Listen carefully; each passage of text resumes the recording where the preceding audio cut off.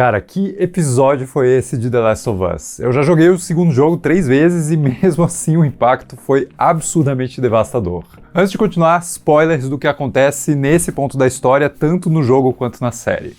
Mas então, eu adorei que eles aumentaram ainda mais a escala da coisa toda, né? Aquela grande invasão na cidade de Jackson nunca acontece no jogo, mas aqui ela funciona demais por 3 motivos específicos. Primeiro, que ela multiplica a tensão desse lugar, fazendo com que exista muito mais urgência para todos os personagens, incluindo aqueles que não estão na cidade. O Joel, a Ellie e o Jesse, que estão cientes desse ataque de infectados e se tornam ainda mais desesperados para voltar logo para casa. Segundo, lá na cidade, toda a resistência comandada pelo Tommy faz com que ele seja um personagem muito mais ativo na história e que ganha toda uma camada de heroísmo, né? De certa forma, até para compensar um pouco o fato de a série estar prestes a tirar de cena um personagem tão querido como o Joel. E terceiro, convenhamos que a Batalha de Winterfell em Game of Thrones decepcionou geral e a HBO estava devendo um espetáculo de zumbis na neve.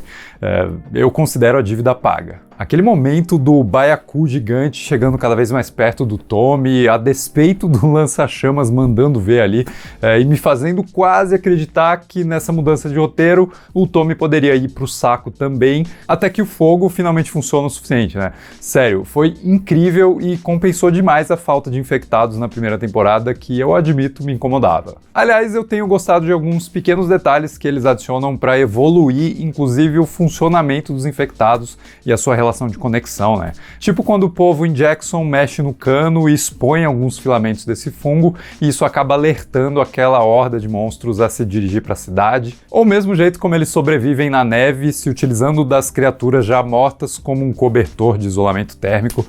Isso rende um dos momentos mais incríveis, com a Abby quase caindo numa espécie de areia movediça de neve, prestes a explodir com centenas de infectados vivos por baixo. Agora, eu gostei ainda mais das mudanças de roteiro que ocorrem nesse núcleo fora de Jackson, com a troca de personagens desse momento em comparação com a obra original. Lá no jogo, o Joel tá patrulhando com o Tommy, mas aqui ele sai com a Dina, fazendo com que ele esteja numa posição bem mais vulnerável quando colocado contra a parede pela Abby e os seus amigos do que se ele tivesse com o Tommy. Ainda mais pensando o quanto eles desenvolveram bem essa relação entre o Joel e a Dina no primeiro episódio, né? Então faz muito mais sentido ele querer proteger ela do que talvez querer proteger o Tommy, que também é um cara já sisudo, um cara que já viu muitas coisas terríveis nesse mundo também. E colocando a Dina com o Joel, a série acaba desenvolvendo melhor a amizade entre a Ellie e o Jesse, já que o Jesse ocupa esse lugar que seria da Dina nesse momento do jogo.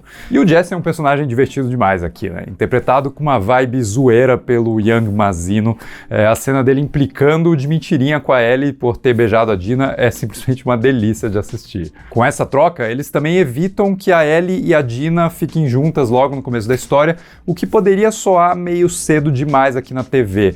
E daí eu fico ainda mais ansioso para ver essa relação se desenvolver aos poucos e totalmente contaminada pelo luto e pela sede de vingança. O que me traz a cena principal do episódio, aquela cena, que pode até ter sido um pouco mais didática do que a versão anterior, com todo o discurso da Abby sendo revelado e não escondido da gente que assiste, mas não tem como não aplaudir a atuação da Caitlin Dever como a Abby, assim como o Pedro Pascal e eventualmente a Bella Ramsey chegando subitamente nesse lugar. Eu acho até engraçado, né? A quantidade de marmanjo que reclamou da Abby ser musculosa pra caramba quando o jogo foi lançado, porque, seria impossível ficar assim no apocalipse zumbi, não existe mais whey protein, etc. O físico dela era lacração.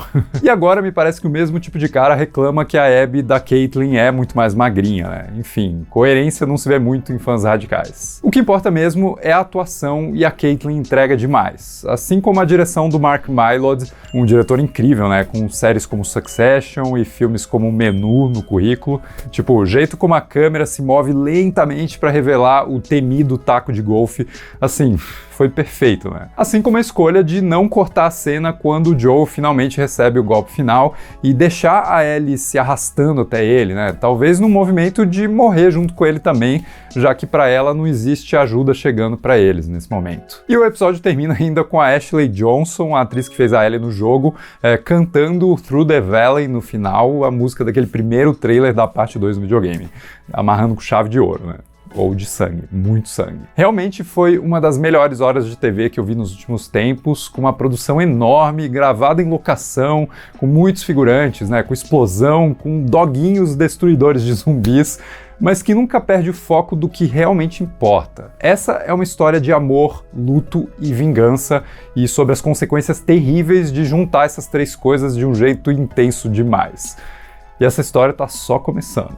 Mas diz aí o que você achou do segundo episódio da segunda temporada de Last of Us. Vamos continuar a discussão com civilidade.